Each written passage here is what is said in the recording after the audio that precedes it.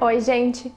Muitas pessoas têm dificuldade na hora de escolher qual câmera comprar, então foi por isso que eu decidi fazer esse breve guia para ajudar vocês nessa escolha. Antes de qualquer coisa, eu acho que vocês precisam se fazer algumas perguntas. Por que eu quero uma câmera?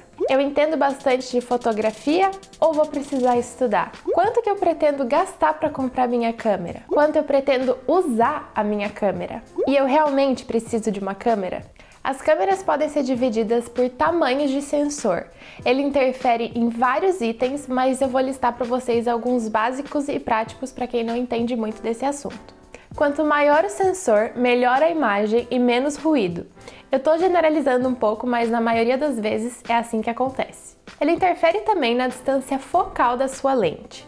Se você está usando uma lente 50mm em uma câmera full frame, por exemplo, ela vai se comportar como 50mm. Já em uma câmera com sensor crop APS-C, ela vai funcionar como 75mm, porque o sensor multiplica a distância focal em 1,5 vezes. Assim como a distância focal, o sensor interfere na profundidade do campo da imagem.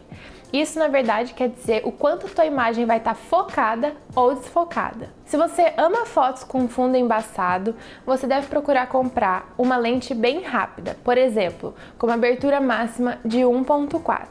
Só que se você usar essa lente em uma câmera que não é full frame, numa câmera com sensor crop APS-C, o fundo não vai ficar tão embaçado como ficaria com uma câmera full frame. Outra coisa que muda bastante em relação ao tamanho do sensor é o tamanho da câmera. Então, quanto maior o sensor, maior a câmera. Isso está mudando bastante nos últimos anos, mas geralmente é assim. O sensor também influencia bastante no preço da câmera.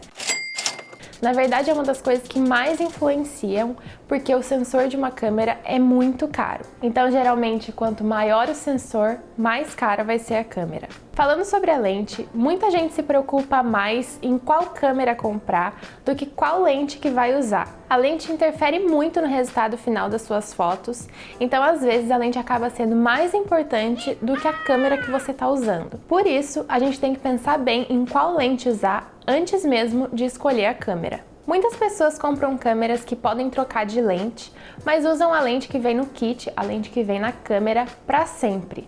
Geralmente essas lentes não são tão boas e você poderia ter comprado uma câmera com lente fixa que daria um resultado bem melhor. Muita gente tem preconceito com essas câmeras menores que têm lente fixa, mas na verdade essas câmeras acabam sendo bem melhores do que algumas câmeras grandes que trocam de lente, mas você acaba sempre usando com a lente que vem no kit. Além disso, quanto maior o sensor da sua câmera, maior vai ser a lente.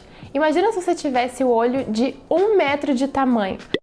Seus óculos seriam bem maiores, não seriam? A mesma coisa acontece com as câmeras. Então, quanto maior o sensor, maior a lente e provavelmente mais cara. Como eu já falei antes, se você adora fundo embaçado nas suas fotos, você vai precisar comprar uma lente mais rápida. Acontece que essas lentes mais rápidas têm mais vidro e mais elementos. Consequentemente, o valor e o preço também vão ser maiores. Outra coisa muito legal de se pensar é a marca da câmera. Isso é bom para você saber a quantidade de lentes disponíveis. Se você comprar uma câmera da Canon, por exemplo, você sabe que vão ter vários tipos de lentes para você comprar. Já comprando uma câmera da Samsung, não vai ser bem assim. Muitas câmeras modernas, principalmente as mirrorless, as que não têm espelho, possuem a opção de comprar um adaptador para você poder usar essas lentes antigas. Isso é muito bom porque você pode economizar um bom dinheiro e conseguir resultados bem legais. Além de pensar no tamanho do sensor e nas lentes da sua câmera, uma coisa muito importante de se pensar são funções extras que a câmera pode ter. Pode não parecer extremamente importante na hora de comprar a câmera, mas ter Wi-Fi, possibilidade de baixar aplicativos, ter time-lapse na própria câmera e outras funções pode te ajudar muito na hora de escolher entre uma câmera e outra. Enfim, comprar uma câmera pode ser uma coisa bem complicada e bem difícil, principalmente depois de pensar em todos esses itens.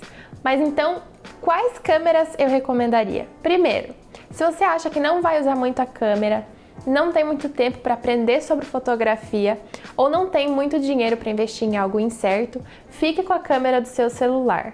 Na maioria das vezes ela é mais do que suficiente e lembre-se que o mais importante é quem está tirando a foto e não o equipamento. Segundo, Quero começar a tirar mais fotos e pretendo ter mais de uma lente. Super recomendo a linha Rebel da Canon, T3i, T5i ou T6i. O preço é super acessível, o aprendizado é fácil e a câmera não é tão grande. Além disso, as lentes também são bem acessíveis e não muito grandes devido ao sensor ser o APS-C, menor que full frame. Também recomendo a Sony A6000 por ser menor e também ter o sensor APS-C. A variedade de lentes da Sony não é tão grande, mas está crescendo bastante e ficando cada vez mais popular entre os fotógrafos. Terceiro, quero começar, mas preciso de algo compacto e provavelmente vou ter só uma lente. Nessa categoria, eu indicaria câmeras com sensores menores e lente fixa para um desempenho melhor. A câmera que eu mais recomendo é a RX100 da Sony,